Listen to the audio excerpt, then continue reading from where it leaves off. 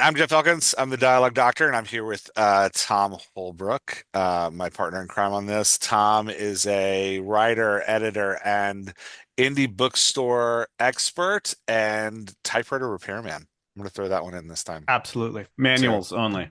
Manuals only. And then our special guest this week is the Mark Leslie Lefebvre. Mark, how to introduce you? The man who saved my fiction career. I'll Wow. Okay, start off that I'll way. take that. Yeah, Yeah. I describe myself as a writer, book industry person, and book nerd and a beer nerd. I mean, that's kind of it. Yeah. Well, and horror writer, but you write more than horror too.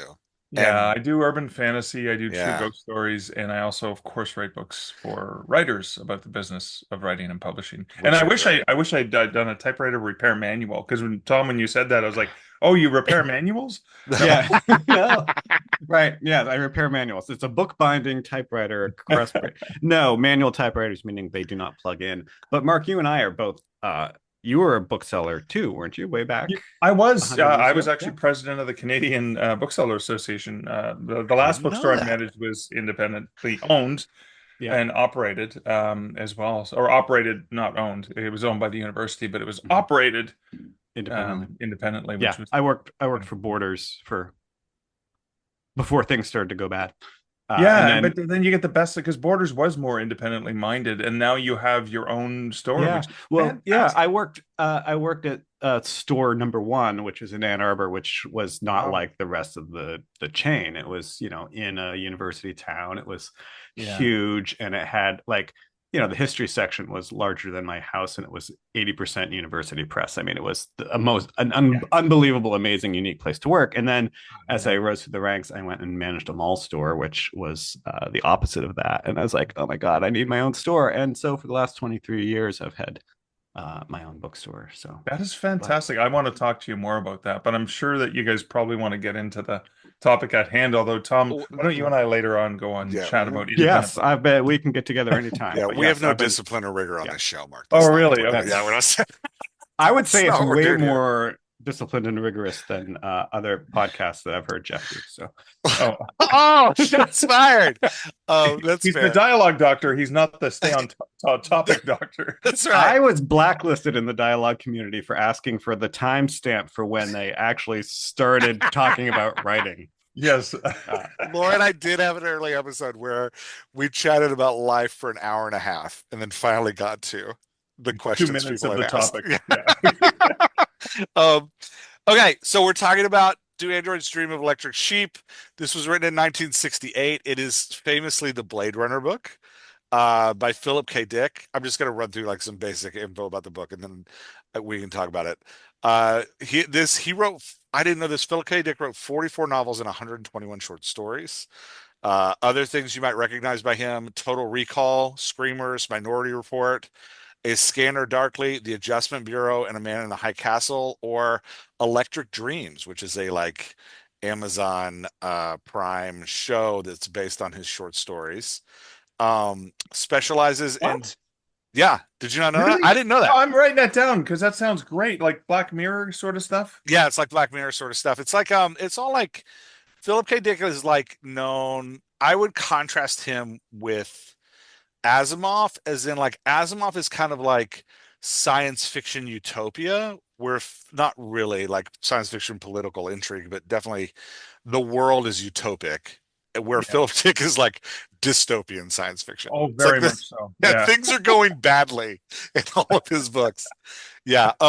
Weirdly, he died at 53 of a stroke, which made me sad, but was also interesting to me that he got that much. He started publishing at 23, and in 30 years, he did 44 novels and It's amazing. 121 short Yeah. stories. so, Yeah. what year did he die? Or I don't, I could close? do the math, but I'm I not can't going do the to. I math. didn't hear. Yeah. I'm Yeah. just Oh, curious. no, he died in the year the Blade Runner movie came out, Okay. 82. Uh, I'm curious because so much of his intellectual property has been made into movies, just like a Yeah. Yeah. ridiculous amount. And I wondered how much of that he saw or governed or cared about. I don't think he saw So much of it, did no, he? it doesn't sound like maybe. Yeah. Like even Yeah. Total Recall, which was based on the short story "We Can Give You Mars for Wholesale." Yeah. I Great love his title. titles were amazing. His titles are Yes. amazing. Yeah. Yeah, Or we can remember it for you wholesale. Sorry, that's what it right. was. Yeah, yeah. That's so funny. Yeah, Mariner Books, which is now HarperCollins, did a whole rebrand and reissue of his books about 5 years ago, and they're beautiful and they're great. But you line them up, and they're the names are just hilarious. Yeah. That's so fun. There's only Um, one author I know, a contemporary science fiction writer who actually lives in Waterloo, Ontario, where I live. James Ellen Gardner has titles like that. His short stories are like that. And one of my favorite novels of his is All Those Explosions Were Somebody Else's Fault. He's a superhero Yeah, that's story. great. great. That's a great title. It's like very Philip K. Dickish, you know? Yeah. That's fantastic. All right. So Mark, what was your, we'll let you kick us off.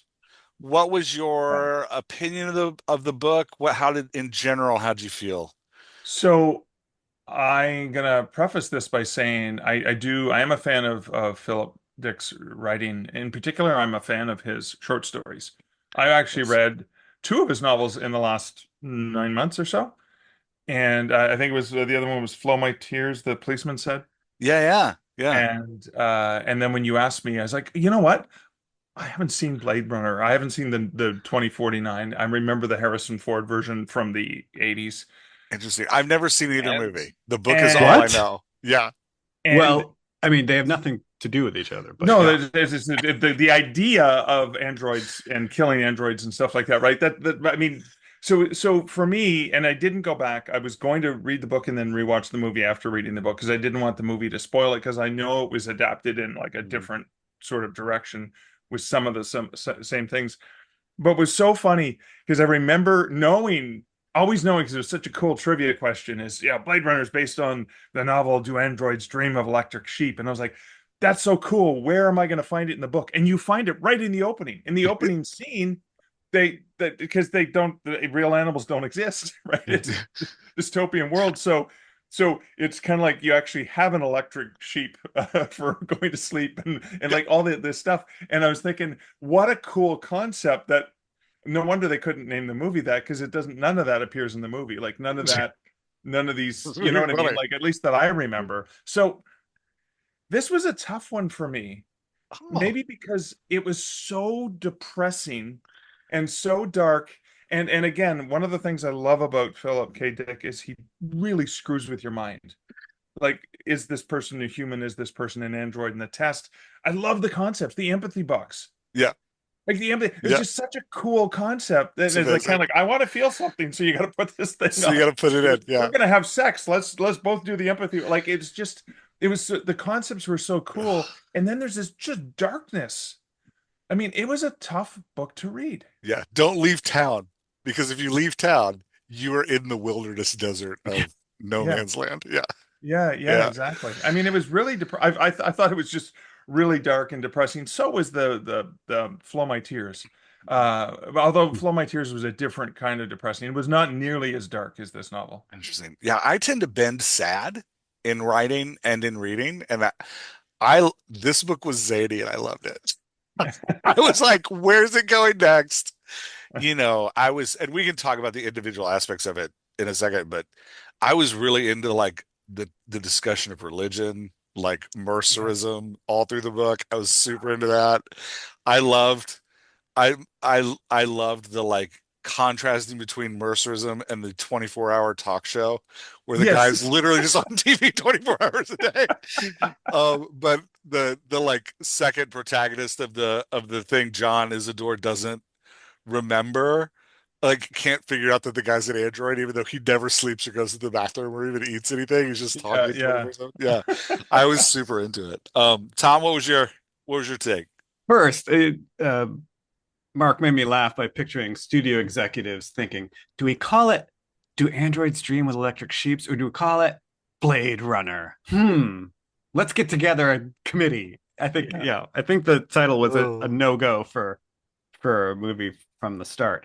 It's amazing that you haven't seen the movies, but it's fine because it's completely unrelated. Although, and the second movie, Based upon a which premise by yeah, the second yeah. movie, which I actually thought was really great. I thought both movies were great, but it's interesting because our sort of theme for this season of our podcast about books is classics of the genre, and I have to say the movie is more classic of a genre than the novel, I would say. The movie, the noir sensibility layered over science fiction in a sort of dark, futuristic, media-driven society is the, you know, the stamp that was stamped on so much of science fiction that since then, like so many things, whether it's The Matrix or The Crow or what, you know, whatever you want to think of. There's so much sort of dark, brooding sci-fi that I think comes from the Blade Runner movie. And I'm sure somebody would be like,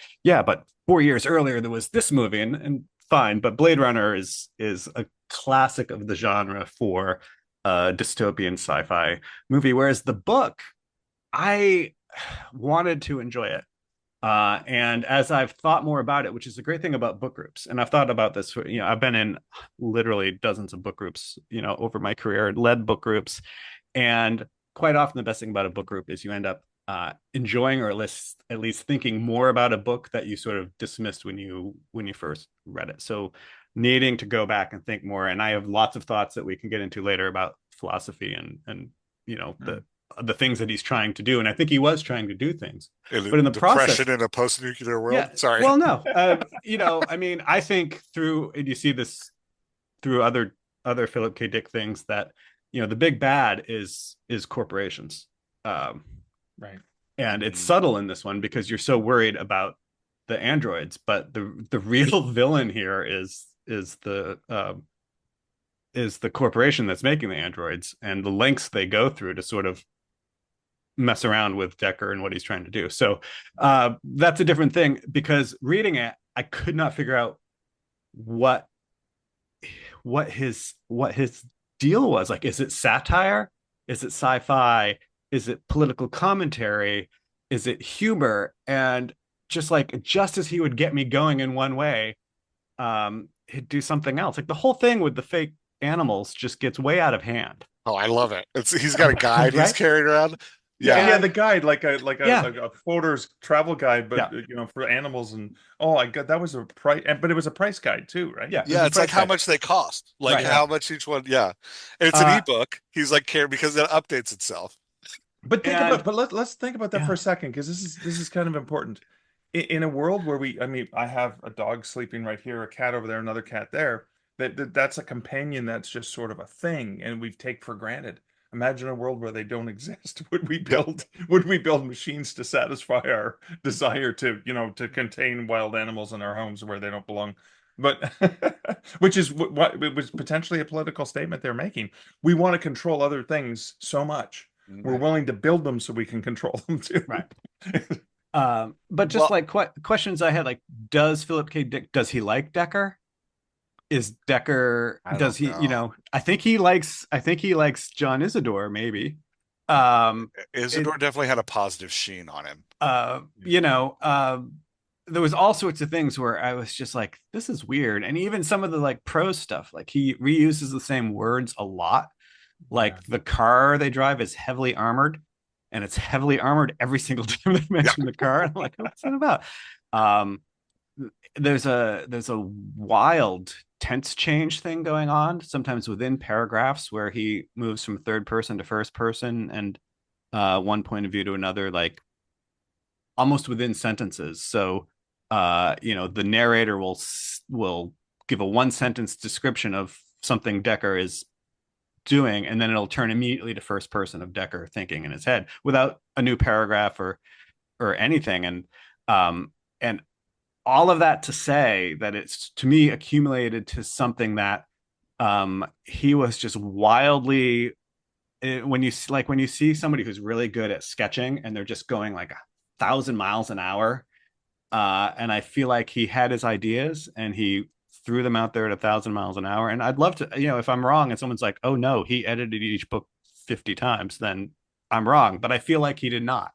And that's not bad. I just feel like it's a book of ideas that is not necessarily a well-crafted piece of fiction. But that was my take. Or no, but Tom, I want to play off of what you just said. Yeah. Did he do that on purpose with the tense changes because of the blurring of reality? As I'm a human, I'm an android. Was he toying with us? Yeah, is the narrator Decker? I don't know. Does he do it all the time? Or was it just crap? Right. Does he do that in Flow My Tears? I don't Uh, remember that. so it's a good Yeah, question because if part of his style is just to sort of, you know, play do with that, us. then fine. But I liked it because it had kind of a manic theme to it. Like it was like a I loved, as somebody who like grew up in religion and came out of religion, I loved that Decker's like driving purpose was to be better at the religion than his neighbors. Like if you boil it down, like what is Decker doing? Then to prove that they're great Mercerism followers, they each have an animal living. I think the way I was reading it is on top of their house. That like yes, on the roof of their house, they Oh, have an that's animal. why the goat got that's their thrown yard, off the. basically. Yeah. Yeah. And the next door neighbor has a horse that's about to be pregnant, or the horse that's pregnant. And so Decker's sole driving force is to get a better animal than his neighbor. It So doesn't, that's Yep. it's not a compassion for the animal. He doesn't care about the Nope. animal. He's like, it's got to be more exotic than a pregnant horse. So he's like, there's a point where he's like investigating this owl, and he's like, that's got to be a fake owl. There's no way yeah. that's a real owl. But then he's like, oh, there's the guy that has an ostrich. I can buy an ostrich, put it on top of my house, and that's a better. And he finally settles for a Nubian goat. Like, it's just, I love that's so real to me that like in this insane world where this guy's like hunting androids that he doesn't actually know if they're human or not. And it's super dark because there's this underlying theme of like, are the police just murdering people? Like there's just this Yeah. like super dark thing. But what Decker cares about is he keeps pulling on his stupid guide to see how much animals cost. Like I was so into that. I was like, this, I could follow this stupid storyline. Yeah. Yeah, See, for this is another where 150 where pages. we differ because he's willing to risk his life for it. And when you compare it again, we're not comparing to the movie, but compared to noir, where the sort of noir trope is, I don't want to do this. This is hard, but I'm the only one who can do it. Yeah. And that's not this at all. No, It's like, Decker's like anybody if could I do check this. if I Yeah, check these 6 people off, I can, buy the thing that's going to make my yeah. wife happy. And the movie doesn't have electric animals. The movie doesn't have a wife. The movie, doesn't have mercerism. Not that I can remember. It's been a while since No, I watched it. yeah. And so the Oh, tone thing for me, like there's a scene about a third of the way through where the Russian cop who's supposed to help him gets in the car and he ends up being one of the androids. And it was like awesome noir science fiction action. And I was like, okay, now we're getting down to it. And then the next scene, it was totally different. And then there were these huge scenes with Phil Resch or whatever, who may or may not be an android, which was fascinating philosophically, but miles away from where we started. It was just so all over the map that um I was interested in, as I read a bit about it and started trying to piece together what he's trying to do. And to me, there's all these sort of, there are these very clean, distinct dichotomies that he is trying to break down, whether it's android, human, whether it's, human animal, whether it's true religion, fake religion. There's all these things. And he's trying to break them down. And he just does it as it comes up through the thing. The android who loves operas, while the cop who is actually a human like hates everybody. Like there was, and I everything. He loved doesn't that like stuff. anything. No, I loved that stuff, but I just felt like I was in a room where someone was just throwing all kinds of stuff at me, and maybe they were all somehow tied together thematically, but Yeah, I from a don't know. story point, I was think so. Yeah, he was doing a lot. He was doing Yeah. a lot, so I shouldn't complain. But But the one thing I was hoping and expecting, didn't get, and it really annoyed me, was okay, Next Generation, Star Trek Next Generation. There's really good storylines about data and humanity and what it means to have that autonomy as a human and stuff like that. And he barely scratches the surface of it. And I would have thought a writer like Dick would have gotten into that in a much more wholehearted way to explore that and even explore. Decker's a dick. He's a jerk. I He's don't a like I jerk. don't like the character. And again, like as Jeff says, he's just like, I'm just gonna try and get some more money so I can have a better animal than my than Yeah. and what bothered me about that is I thought he would have at least struggled. He had minor struggles, but at least struggled with the idea that this is a whether or not it's human, that you're destroying life, even if it's artificially created life. And Dick doesn't even get into that, which kind of bothered me. I was like, it was a perfect opportunity to get into that. That I would have wanted that. That was the juice I was looking for. Yeah, Yeah, he does a little bit. Go well, ahead, he Jeff. Sorry. sidesteps it, which I thought was interesting. I think because I'm so used to like, Caves of Steel, iRobot, Asimov stuff, where like androids like live forever and they have like these three directives. I was kind of coming into this with that expectation of androids, but he he sidesteps the whole like, is it bad to kill androids or not by saying they only live for 3 years Right. So and hold then they on. fall apart. So like, and part of me is like, why are you even chasing? Like, they're all going to be dead, and they're all living out in the middle of nowhere. They live for 3 years because humans haven't figured out cell regeneration yet. Right. So their bodies literally just fall apart Yeah. after 3 years. It's just this, there's just this like hopelessness to Like it a make that, work Yeah. project, right?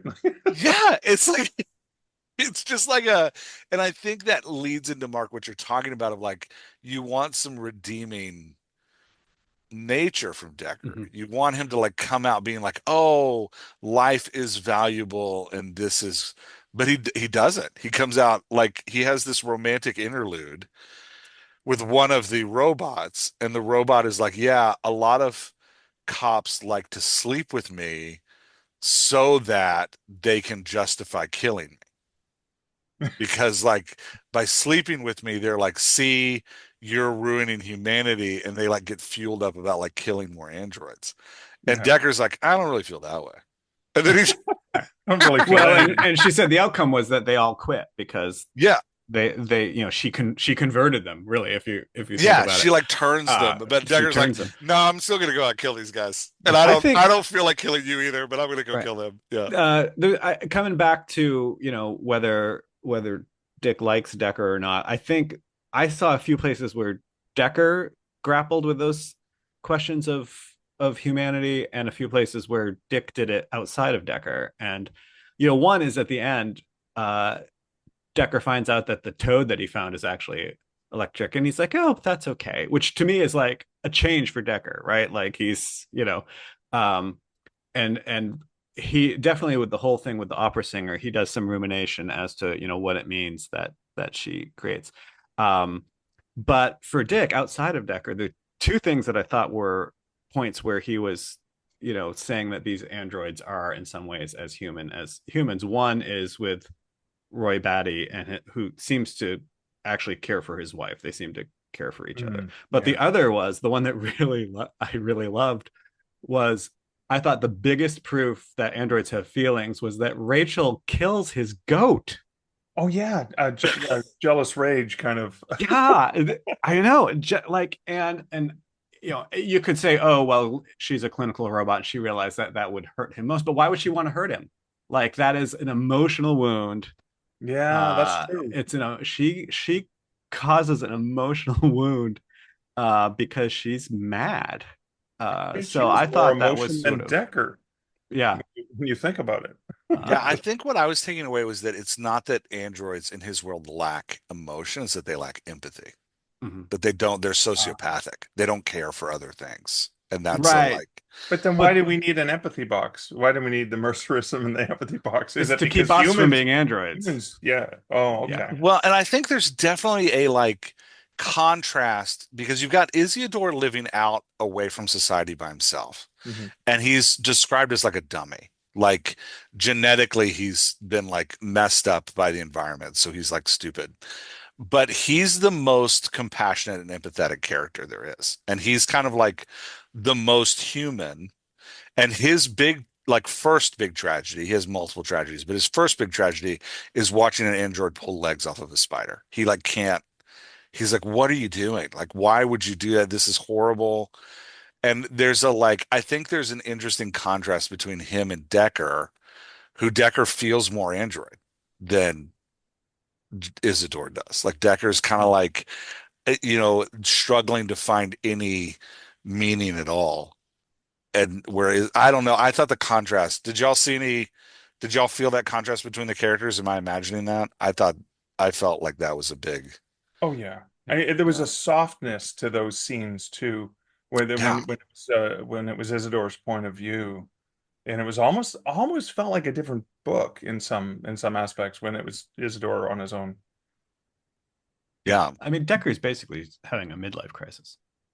Dude, No, seriously. I have a feeling he just lives in Just, midlife crisis. yeah, but I mean, just to simplify a bit, right? Like he's Right. questioning what he's doing, and again, the parts that I like about this book is Dick starts with like he's the bounty hunter. These are the Andes. Here's the list. He goes gets them until you get, by the end of the point, you get to you 2/3 of the way through the book, you get to this place where there is like a maybe fake police station with maybe all Yeah, let's android talk about bounty that. hunters, but wait, one of them is actually a real person, and Maybe. I, yeah, which I loved because I really, again, I thought if the overall theme is that like beware of easy dichotomies, then he's really having fun with it because he does the same thing I think now with also with the specials, right? Like the the specials are derided in the same way that the androids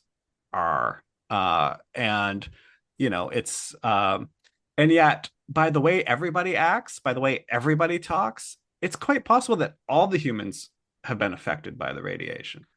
Mm. um and but they're drawing lines in sort of the age old human desire to other people, to make other people the other, whether it's androids or specials or whomever. So I thought he was doing a lot with that, and I enjoyed that.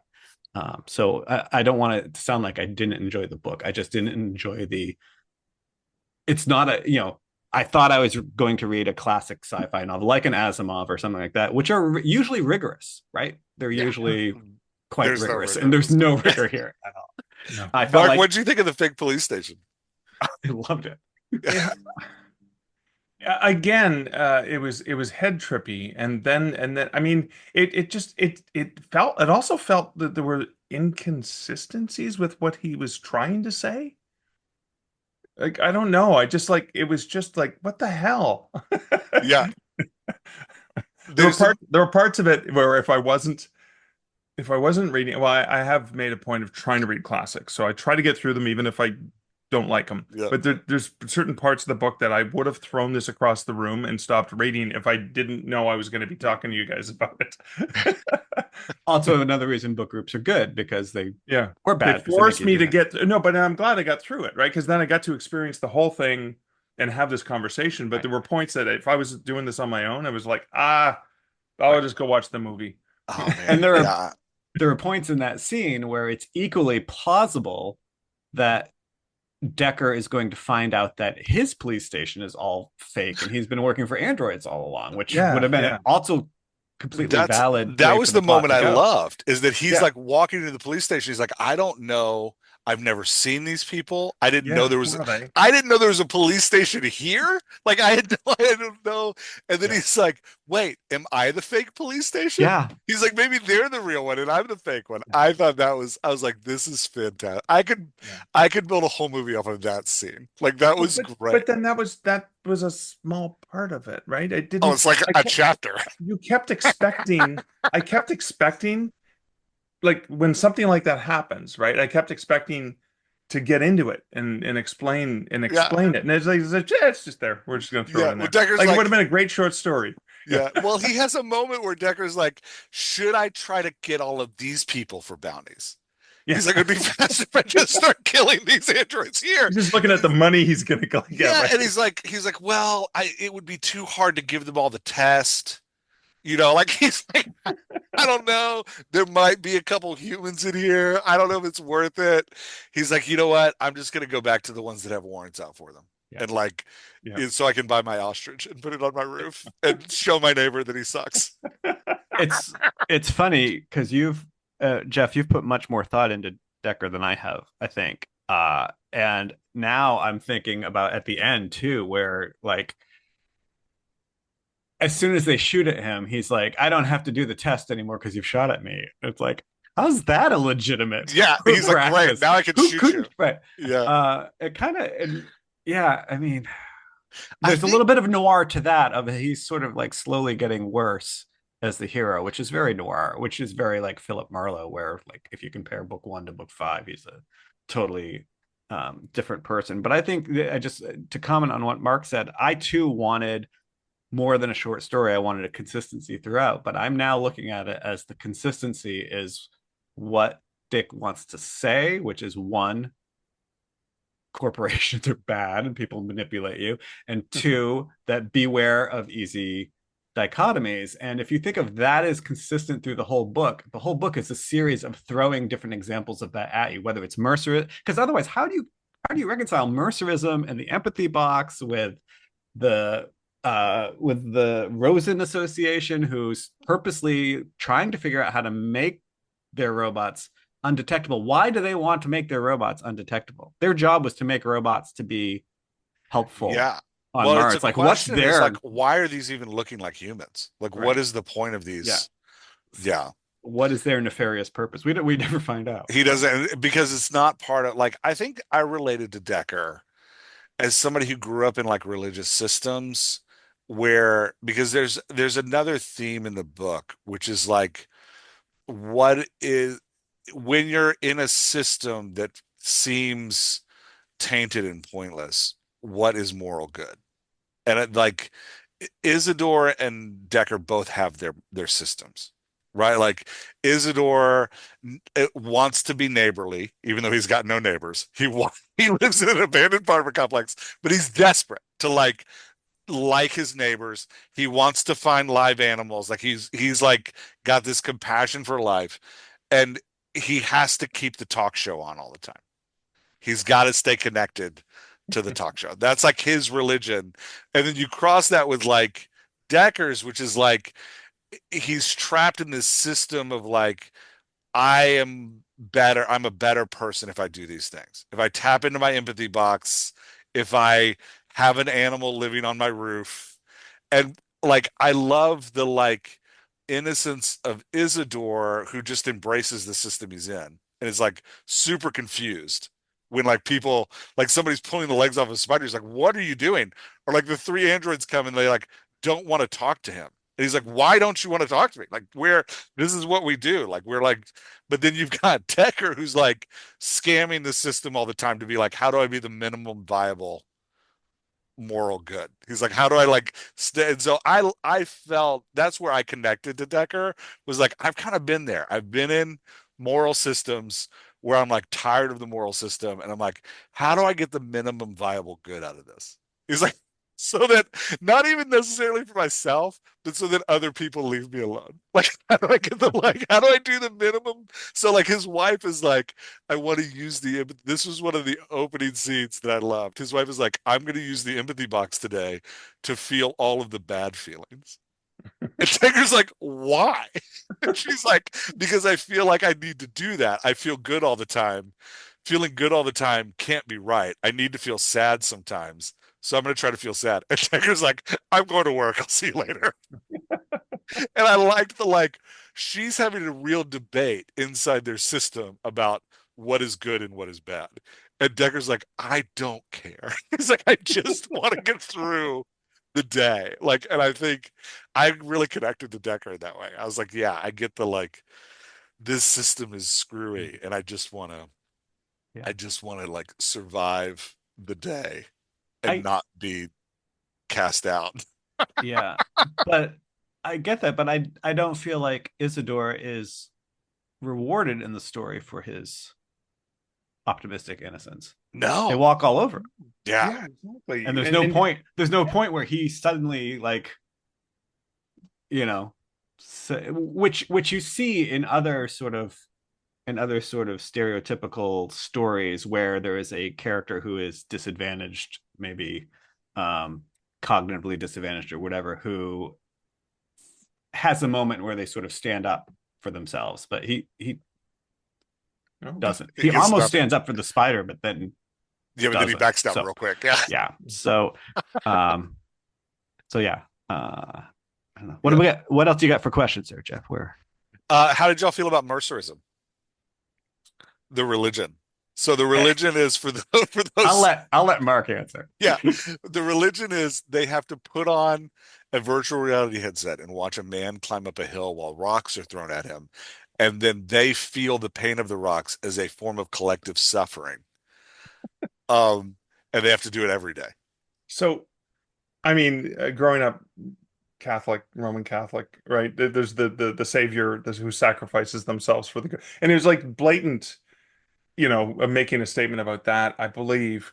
But then, I mean, the encounter with Mercer Yeah, so is was it just real? so, I don't like, know. what was that? And it just felt so anticlimactic because you would expect it to be a big thing. Yeah. But it's just like a guy, whatever. And so I kept getting let down because maybe I had these expectations because it's a classic and Yeah, because it's well, Philip yeah, K. Dick. And so I was like, it felt like there was something there. Maybe that's all he wanted to say, but I thought there could have been more. yeah, yeah, And I felt like it could have been a psychic break, but he doesn't lay that groundwork. yeah, He doesn't lay So it like was real then. there's not a there's not a point. There's points where Decker starts questioning things, but there's not a point where he is so devastated by something happening that he could just like hallucinate Mercer. I didn't. So I felt like it really was Mercer, which doesn't make any sense at all. And Mercer tells him it's okay to kill them. Okay, yeah, it's a bad thing. You're doing a bad thing, but we need people who will do the bad thing. And I was like, is that the message? Where yeah. Well, and then that's at the on the talk show, they're like, "This is all. Here's the sound stage. He's an actor." Like it's a right. weird, like pulling back the veil on this religion everybody has. But like you're saying, Mark, we don't see the downfall of that. Yeah. Like if we were writing a novel that like we had plotted, we'd be like, and next we need to see like riots in the street, and we need to see like Iran the wife Yeah. struggling with like the impact of like her religion was just torn asunder. But we don't see any Oh, of that. And no, it's just I felt like it wasn't going to reveal, be torn asunder. I felt like the right? point was everyone was just going to keep going, Yeah, well, that's the thing which is is like kind of we like we want to do with see that American debate. politics, I right? know. Yeah, Like, oh yeah, yeah, well, No, we'll just keep going. So yeah, so let's talk about I want to I mean it's related to the Mercerism and the exposure. I mean again that's happened in recent history. Huge exposure. Whatever, we'll just keep yeah. We'll just whatever, keep going. Yeah, We'll just vote him in. I'm gonna put my So VR headset on.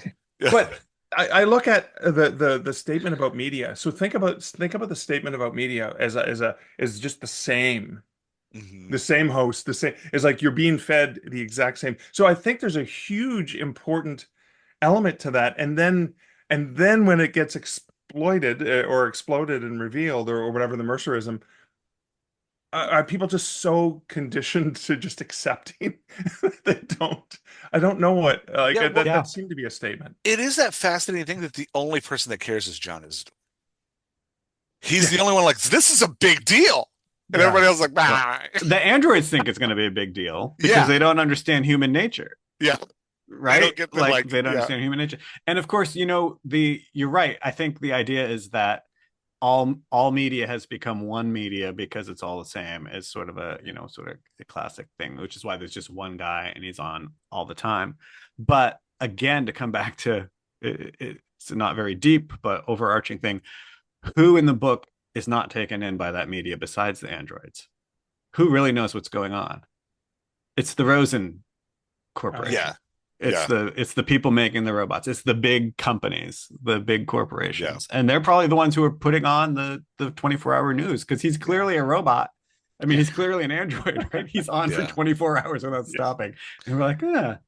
Well, and there is So an interesting class thing happening there too, in that like the only people left living on Earth are the ones that can't leave, because everybody else has gone to Mars, Yeah. right? Like so, which is kind of the classic Asimov thing of like the rich people leave, the poor people stay in the caves of steel. But there's an interesting thing of like everybody's gone, they've moved on to other colonies. These are like the leftovers, the blue collar, and Yeah. but even in that, you'd want to see like in a utopian picture the leftovers like bonding together to make a better society. But instead, they're all just kind of like scrapping with each other, you know. Yeah, I don't know. again, not everybody is left because the corporation is there. So Yeah, I the think corporation's still the there. people who are Yeah. left behind are the people who enjoy that kind of indiscriminate power. Yeah. Um, and that same, historically, at least, Mark, you're in Canada, but I'm sure you did some of the same things. But historically, we pit the lowest classes against each other so that they will leave the upper classes alone, and you Oh, can for sure. see Yeah. that going on with the bounty hunters and the androids and whatever. But and the specials and the non-specials, there's a lot of sort of somebody nudging the classes into distinction so that they will argue with each other, when really Mercerism is saying no, everybody's the same. So Yeah. there's so he's playing with that representation, but again, I'm not sure why. Like, I'm not sure what he's trying to say, except that as a society we're becoming the equivalent of radiation rattled, and that we're all becoming dumber and less able to realize what's real and what's not, and what's being manipulated, or on the opposite flip, that we're becoming less able to realize that things are not black and white, Yeah. which is interesting to think about again in today's society, where like the jingoism is, this is exactly what the truth is. um and and I think he's saying, even back then, like, beware of people who are telling you exactly what is real and exactly what is fake. Yeah. So knowing that Asimov writes Caves of Steel in 1953, which is like the I robot, but the internet isn't invented until 1983. What do we think of Dick's like future predictions? Like, was this guy prophetic in ways? Was he? Hmm. Do I have a hover car? Did, No, I do not. I mean, come on. yeah, Yeah. you Wow. Back to the Future? Yeah, sorry. It's always amazing when people do get it right. Like, I mean, if you've ever read Snow Crash, like, the stuff he predicted was crazy as accurate.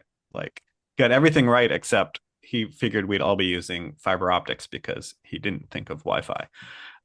There's not a whole lot of technology going on in this, and I think he leans into that because of the sort of disintegration of society, right? So they're using mimeograph sheets, and I mean, they have a few really cool gizmos that he never bothers to explain. Like, one some sort of listening device, one Yeah. some sort of thing that freezes androids, which somebody's got some technology, and they have hover cars, and they have the Mercer boxes, but like, they don't have a Jetsons like kitchen, which you sometimes see in like 1960s or 70s sci-fi, where like everything is advanced, right? Like, there's not that sense at all. And there's one sense where everything's falling apart.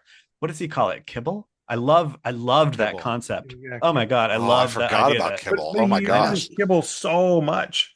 Right? this Yeah. this idea that entropy is like something that manifests itself physically, that you can just sort of like see it piling up. I Yeah. just What love did y'all that. see Kibble as? My kids' playroom, Yeah, I where was the entire floor is just like toys that nobody's using.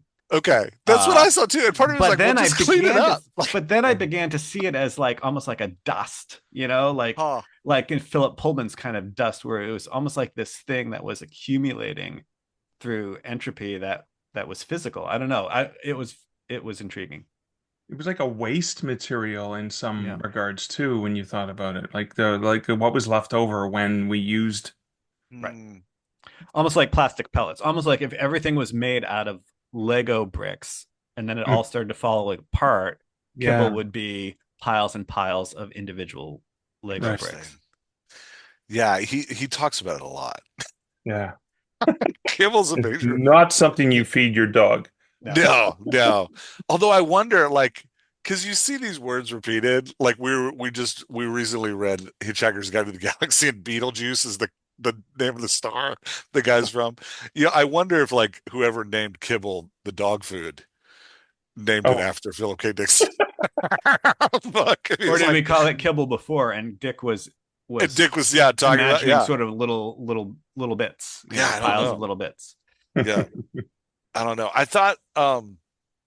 I did think the One Media was an interesting prediction because he's writing like kind of before talking heads and cable news became a thing.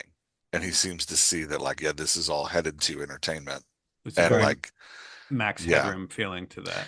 Yeah. And he's talking about that. Like, Fox News doesn't come around until the early 80s. And they're kind of often attributed with the like, let's take this back to like an entertainment talking head type Yeah. news genre. So it's just interesting. Do you guys remember Max Headroom?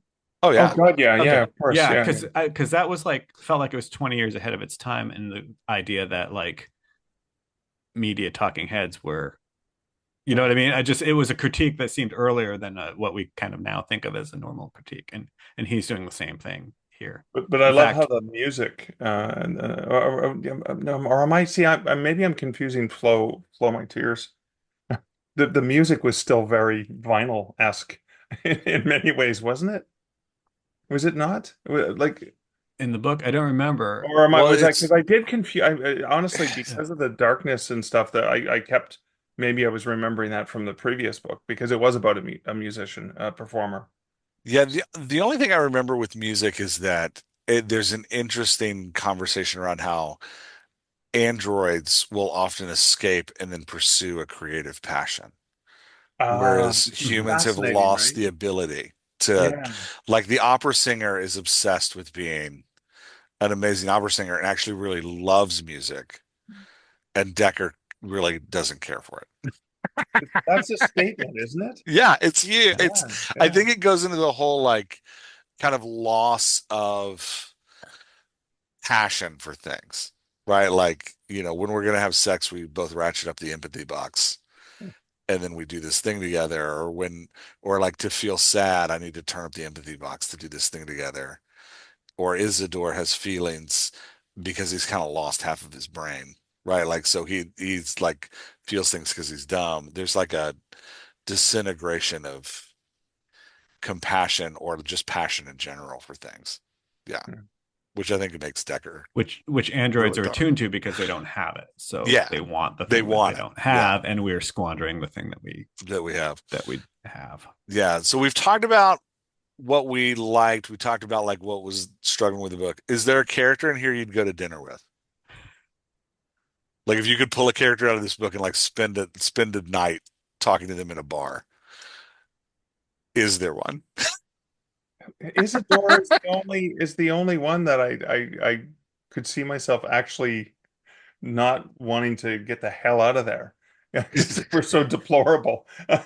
You know what I mean? Because he has empathy or seems to have empathy or compassion, and he also is so bloody lonely. I felt for Oh, him. you feel I so bad felt for for him. him. So I would go to dinner with him just so he could have someone to have dinner Just with. to hang out with him. Yeah. I would do the head of the Rosen Corporation. I would like to sit Oh, down to and pick talk that to. guy's Okay. name. Yeah. Pick that guy's brain. Um, I think it would probably take you an hour to break down his walls, but Yeah. I think if you could get him talking, that might be interesting. Yeah. Multi-course dinner then. That's right. I need like 2 hours, 3 hours in a bar where Yeah. somebody's just bringing us Guinness. Um, but yeah, I don't want to hang out with Decker. That'd be the saddest, Yeah. most depressing dinner. He'd keep pulling out his guide to look at how much animals cost. Tom, anybody for you? If it was one dinner I never had to see them again, probably Rachel or Roy. Just fascinated by the sort of the self-awareness and what they were trying to do with it. Um, was interesting and fascinating. But they were both terribly manipulative, and I would not want to be friends with them. Okay. Um, Did, did you yeah. feel I felt some empathy for Rachel at certain moments in the book. Was that just me? No, I did too. I definitely did.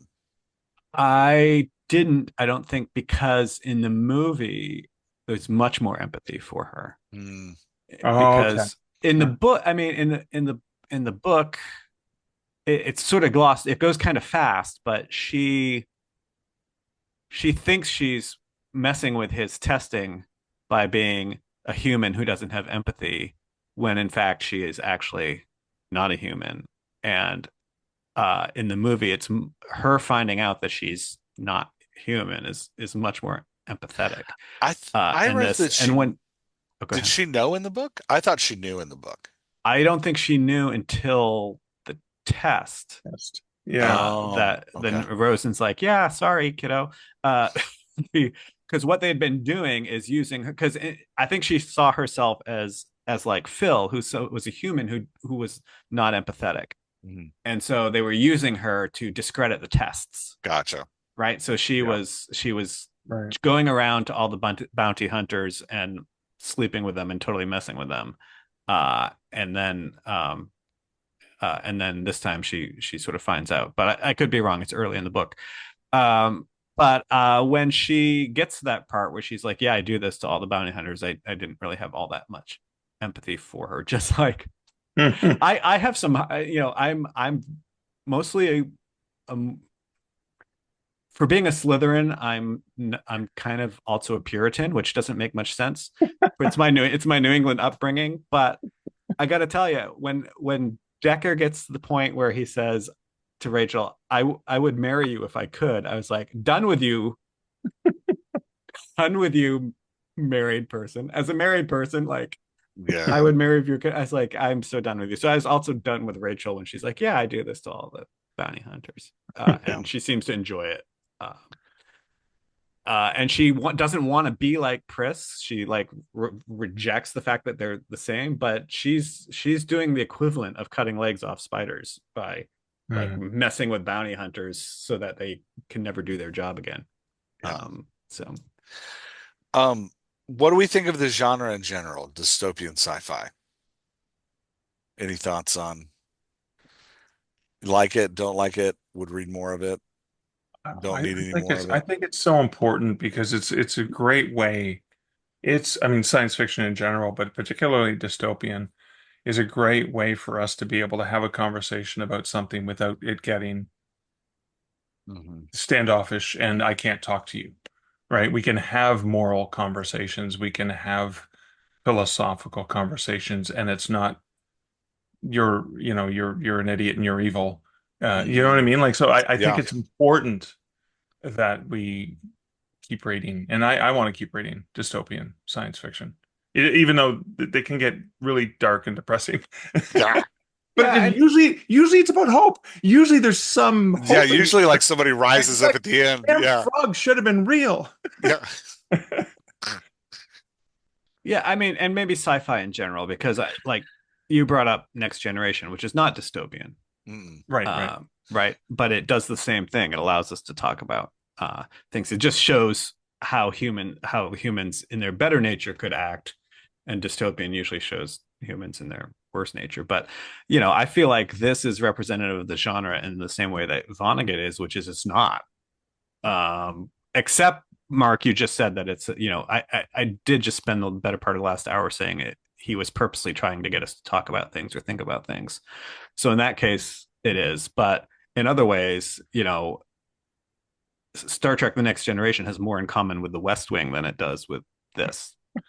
Yeah, I will say, I think for me, I mean, we all have different dreams go. This is the kind of book I hope I can write someday. I want a book where people like I can write a book where people are like, I'm troubled by that, and I want to keep talking about it because it really things really bothered me. That's kind of Yeah. so one of those bestsellers. That's what I'm really looking Not even. I that's what agree I'm with you looking for. though. Yeah. Have either of you read the Kinsey and Gennaro series by uh, Dennis Lehane? No. They made a movie out of Gone Baby Gone. Um, Okay. I didn't know that that was was in that series. yeah, Yeah. that was book 4 in that series, and Gotcha. it was one of the few times I've come out of a movie where people were on the sidewalk talking about what they would have done if they were the characters, and it's Mm. like, my God, if I could write that, Mm. I would be pretty damn happy with myself. Yeah. Yeah. Um, so yeah, our aspirations as authors aren't always to make the book that makes everybody be like, oh, that was a good book. But No. No, but you want that in-depth conversation. You want the arguments, yeah, right? And Mhm. that's I mean, again, not with this particular book, but I do remember with the movie Total Recall and even the story, it was based on, is the long hour-long discussions of whether or not it was a dream or whether or not he did actually Right. save Mars in that impossible way. So I mean, I think there's a we all felt something. That's Yeah, Right. that's brilliance right there. Mhm. I think in whether we were angry, whether we laughed, whether we were confused, yeah. maybe a little bit of everything. I read this book in June for, to prep for the day, and I've probably read 15 books in between this one and that one, Yeah. and I'm still at night sitting up thinking about scenes in this book. Like Wow. they're still like kicking around in my head. Um, and I can't say a lot of books do that to me. I don't know. There's something weird about books that don't have a resolved ending that I think kind of screw with you a little bit. Like I still remember I read The Crying of Lot 49 in high school, and every once in a while I'll sit up and think about like when he opens those auctioneer doors, who in the hell was in there? Like I just like, was that fake mail? Was that fake post office real in that book? And like I think but I haven't, it's been 30 years since I read that book, Mhm. but I still kind of sit around every once in a while and think about like Mm. I'll like, especially when I was working like with a lot of unhoused people in the inner city, I'd watch them kind of run around. And I'd be like, are they running a fake post office? Like it's just these like little things that like kind of screw with you. And I will like, his Dick's kind of take on, I think, religion and morality. Like I will find myself probably in the next 5 to 10 years looking at something and being like, that's kind of our empathy box, isn't it? Like it'll be that kind of like I'll find like little things that will haunt me for a while. But yeah.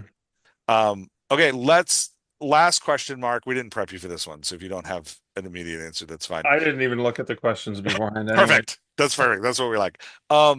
What book recommendations for anybody? In general, go as wild as you want. They Yeah, don't it have to. doesn't They don't have to necessarily have be to be connected to dystopian this one, sci-fi. Doesn't but have to just be like, related hey, to science yeah, fiction. Yeah. Oh wow. yeah. What have you Uh, liked recently? What have you loved reading?